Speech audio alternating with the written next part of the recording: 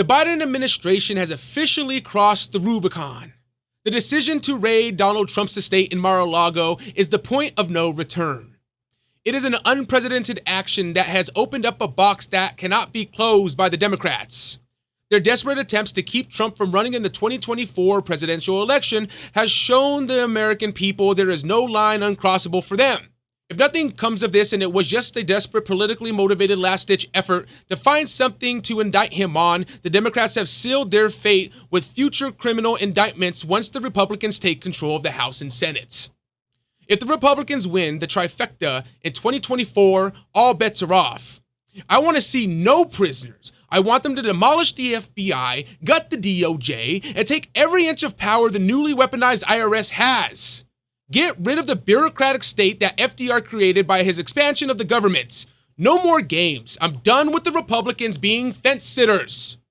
If the House reps and senators don't want to get in the ring and fight for us, we need to primary them and get someone else in who will make the hard decisions, who will put America first, and who will stand up to the bureaucratic state and say enough is enough. No, I felt like I buried the lead there with that rant. CNN writes, FBI executes search warrant at Trump's Mar-a-Lago in document investigation. The FBI executed a search warrant Monday at Donald Trump's Mar-a-Lago resort in Palm Beach, Florida, as a part of an investigation into the handling of presidential documents, including classified documents that may have been brought there. Three people familiar with the situation told CNN. The former president confirmed that FBI agents were at Mar-a-Lago and said they even broke into my safe. He was at Trump Tower in New York when the search warrant was executed in Florida, a person familiar told CNN.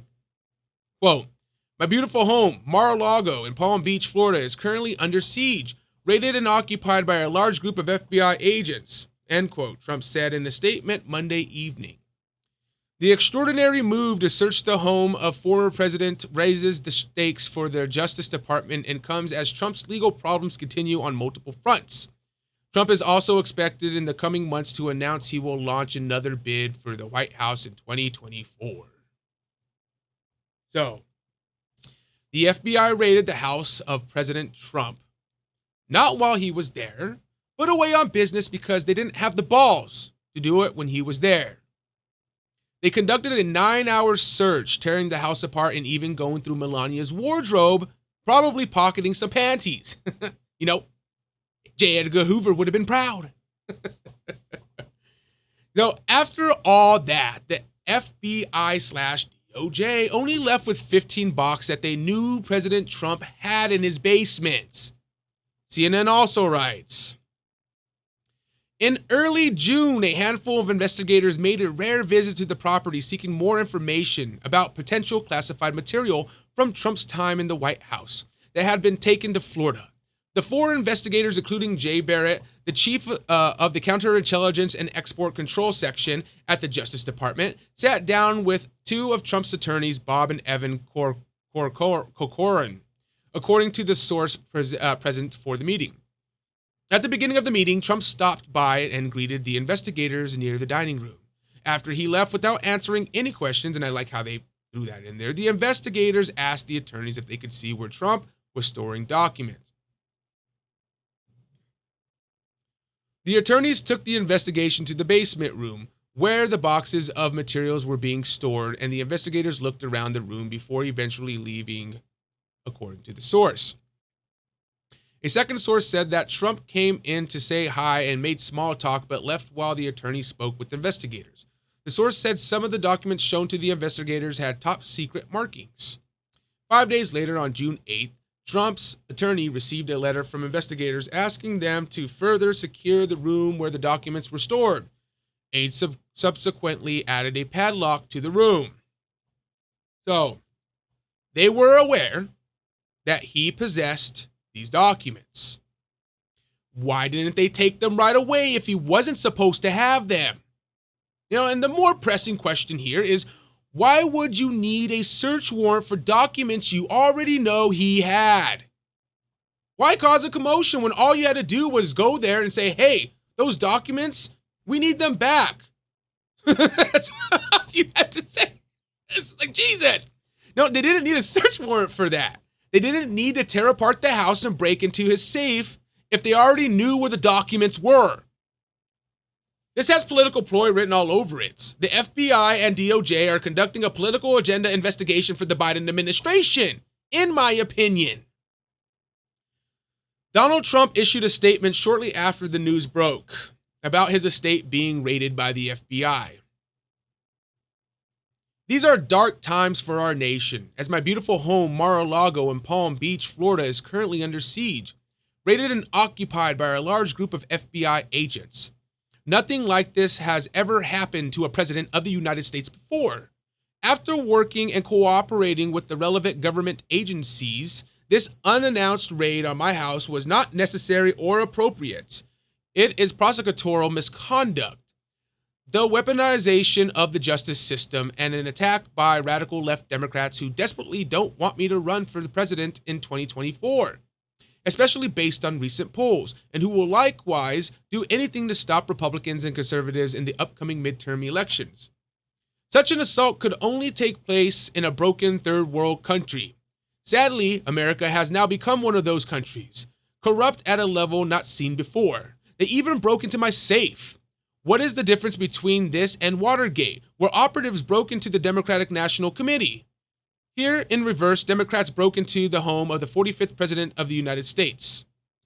The political persecution of President Donald Trump has been going on for years, with the now fully debunked Russia scam, Impeachment Hoax 1, Impeachment Hoax 2, and so much more. It just never ends.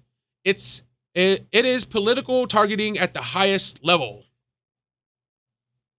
Now, he's not wrong. What sends this whole mess further down a rabbit hole is the judge who signed the search warrants, Judge Bruce Reinhart. So, Reinhart is the magistrate judge for the Southern District of Florida. Technically, Reinhart can sign off on the search warrant, but realistically, the warrant should have been signed by an Article 3 judge, which an Article 3 judge would have denied the search warrant instantly because of the ramifications this might bring. But that's just semantics, right?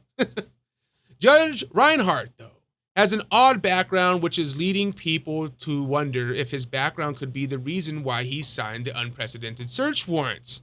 The Miami Herald wrote, on October 23rd, 2007, as federal prosecutors in southern Florida were in the midst of a tense negotiation to finalize a plea deal with accused sex trafficker Jeffrey Epstein, a senior prosecutor in their office was quietly laying out plans to leave the U.S. Attorney's Office after 11 years.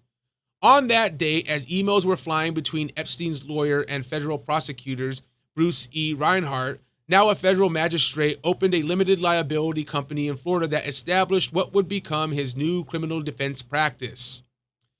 That stated address, according to Florida state corporate records, was the same location and identical suite number as Epstein's lead attorney, Jack Goldberg. By the end of the year, Reinhart had resigned his post in the Southern District of Florida, within days on Jan 2nd, 2008, he was hired to represent several of Epstein's accused accomplices who would later, like Epstein, receive federal immunity for alleged trafficking underage girls. Interesting. Now, I'm not implying that this is related to Epstein, but it does make me wonder what's in those documents that the FBI seized. Now, if there is one thing I am implying, is that Reinhart is a crooked fuck. It also doesn't look good that Reinhart has donated to Obama, Jeb Bush, and Hillary Clinton. He also believes in CRT and has condemned Trump for his comments about woke individuals. So maybe his decision to sign the search warrant had some bias behind it. I don't know. At the end of the day, it's all just speculation. But what is not speculation is the anger and fear this genie has sparked in many politicians. The raid definitely puckered up the butthole of former Governor Andrew Cuomo. Shortly after the news broke about Mar-a-Lago, Andrew Cuomo tweeted this: DOJ must immediately explain the reason for its raid, and it must be more than a search for inconsequential archives. or it will be viewed as a political tactic and undermine any future credible investigations and legitimacy of Jan 6th. Okay. Yeah, he then followed up his tweet with this. DOJ must disclose a bona fide nature of the August 8th action, or else the Republicans will use it to discredit the Jan 6th investigation, which would be a terrible disservice to the good work of the House committee in exposing the Trump administration's violations. Okay, Cuomo. I will say this. Andrew Cuomo is not worried about the legitimacy of Jan 6th. That is a cover for his true fear, which is the Republicans coming after him for falsifying COVID hospitalizations by moving infected patients into nursing homes, which resulted in the deaths of hundreds of elderly patients. Good try, Cuomo. So on the Republican side, it was Kevin McCarthy's tweet that summed up the future consequences that this raid opened up for Democrats. I've seen enough. The Department of Justice has reached an intolerable state of weaponized politicization. When Republicans take back the House, we will conduct immediate oversight of this department, follow the facts, and leave no stone unturned. Attorney General Garland, preserve your documents and clear your calendar. No, I will believe it when I see it. But those are the kind of words I want to hear Republicans say right now, because the Department of Justice is being weaponized against Trump. This raid was planned weeks before it happened, and they made sure to do it when Trump was not at Mar-a-Lago. Newsweek writes, the raid on Mar-a-Lago was based largely on information from an FBI confidential human source, one who was able to identify what classified documents from former President Trump was still hiding, and even the location of those documents, two senior government officials told Newsweek. The officials who have direct knowledge of the FBI's deliberation and were granted anonymity in order to discuss sensitive matters said the raid of Donald Trump's Florida residence was deliberately timed to occur when the former president was away. FBI decision makers in Washington and Miami thought that denying the former president a photo opportunity or platform from which to grandstand or attempt to thwart the raid would lower the profile of the events. They fucking thought wrong, says one of the sources, a senior Justice Department official who is a 30-year veteran of the FBI. The effort to keep the raid low-key failed. No shit. Instead, it prompted a furious response from GOP leaders and Trump supporters. I know that, says the justice official, I know that there is much speculation out there that this is a political persecution, but it is really the best and the worst of the bureaucracy in action. The official says they wanted to punctuate the fact that this was a routine law enforcement action, stripped of any political overtones, and yet they got exactly the opposites. No, a spectacular backfire it is. This raid didn't hurt Trump. If anything, it has pushed Trump further up in the polls, and it also gave him a chance to put out this rallying cry of a campaign-style video.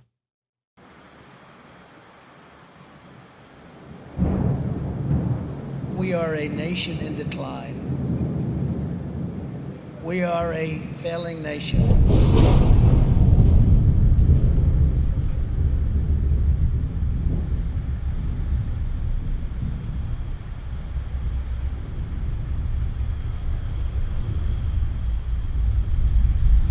We are a nation that has the highest inflation in over 40 years, where the stock market just finished the worst first half of a year in more than 5 decades. We are a nation that has the highest energy cost in its history, and we are no longer energy independent or energy dominant, which we were just 2 short years ago. We are a nation that is begging Venezuela and Saudi Arabia for oil. We are a nation that surrendered in Afghanistan, leaving behind dead soldiers and American citizens and $85 billion worth of the finest military equipment in the world. We are a nation that allowed Russia to devastate a country, Ukraine, killing hundreds of thousands of people, and it will only get worse. We're a nation that has weaponized its law enforcement against the opposing political party like never before. We've never seen anything like this. We're a nation that no longer has a free and fair press. Fake news is about all you get. We're a nation where free speech is no longer allowed, where crime is rampant like never before, where the economy has been collapsing, where more people died of COVID in 2021 than in 2020. We're a nation that is allowing Iran to build a massive nuclear weapon and China to use the trillions and trillions of dollars it's taken from the United States to build a military to rival our own. We are a nation that over the past 2 years is no longer respected or listened to all around the world. And we are a nation that is hostile to liberty and freedom and faith. We are a nation whose economy is floundering, whose stores are not stocked, whose deliveries are not coming, and whose educational system is ranked at the bottom of every list. We are a nation that in many ways has become a joke. But soon we will have greatness again. It was hardworking patriots like you who built this country, and it is hardworking patriots like you who are going to save our country. There is no mountain we cannot climb. There is no summit we cannot reach. There is no challenge we cannot meet. There is no victory we cannot have. We will not bend. We will not break. We will not yield. Ever, ever, ever. We will never give in, we will never give up, and we will never, ever back down. We will never let you down as long as we are confident and united. The tyrants we are fighting do not stand even a little chance. Because we are Americans, and Americans kneel to God and God alone. And it is time to start talking about greatness for our country again. Hell yeah.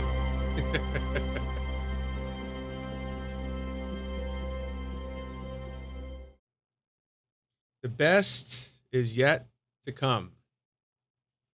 Here's to that.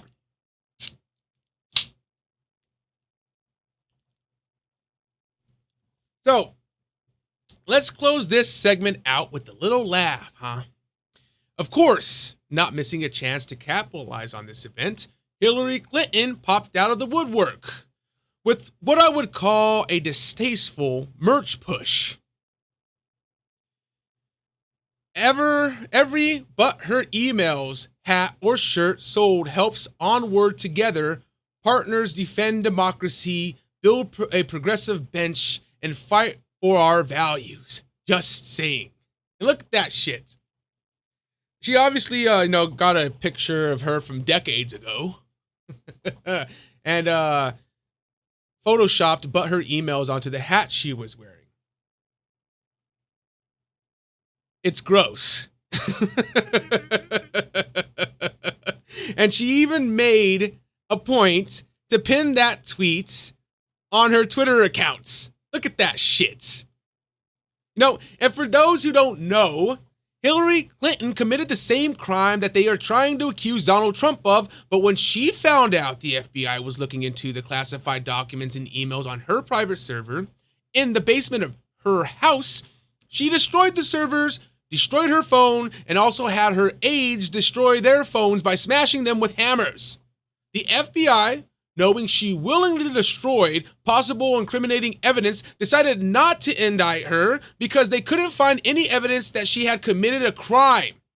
How about the deliberate destruction of potential evidence? How about that, huh?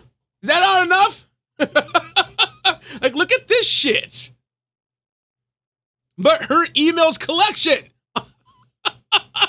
She has a fucking shirt and a mug. A shirt and a mug. That's fucked up, dude. She's basically saying, hey, look, I got away with it, guys. I did the same thing as Trump, but hey, I got away with it. Rules for thee, but not for me. Jesus Christ. And that ends the big lead for today's show.